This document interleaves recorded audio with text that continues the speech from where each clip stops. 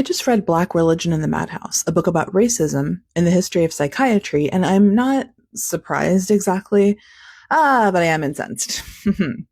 So after emancipation, the mental health of Black people became this obsession among white doctors, right? And that's because, as we know, that war had a lot of sore losers. And those sore losers found every institutional way they could to jeopardize Black freedom and drag our nation back into slavery. This book shows us how the racists in the field of medicine speculated on the ability of Black people to be free and participate in society like any other citizen. And I want you to listen closely here, right? Because this issue of citizenship, it keeps popping up in politics today, right? Who has it? Who deserves it? Who should be stripped from it? Right? It all comes from these initial ideas that popped up among the losers of the Civil War. So this Princeton scholar, Dr. Weisenfeld, dug through hospital records, court proceedings, and newspapers that strove to portray Black people as irrational and unstable. And what she found is that oftentimes these doctors use Black religion to do it.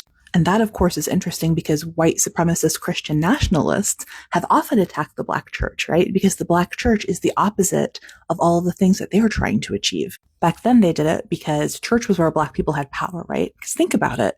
Since back during the slavery days, right, Black pastors were some of the only Black people who were not paid by white people, right? Black people would club together what little funds they could find and use that to create a pastor's salary so that the pastor was free to say things that people with white bosses didn't dare say. Then later on, Black freedom came from churches, right? Abolitionists met in the church.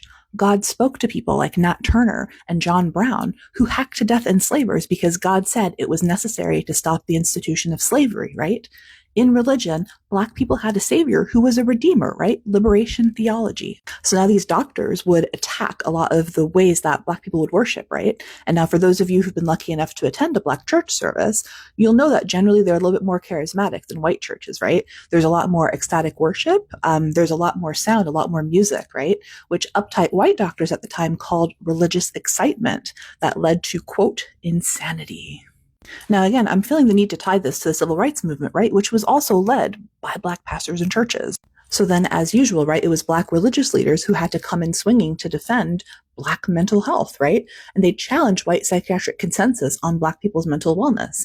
They made it very obvious that, if anything, it was racism and discrimination in society, as well as in healthcare systems and settings, that led to poor mental health outcomes for Black patients, which is obvious, right? Obvious.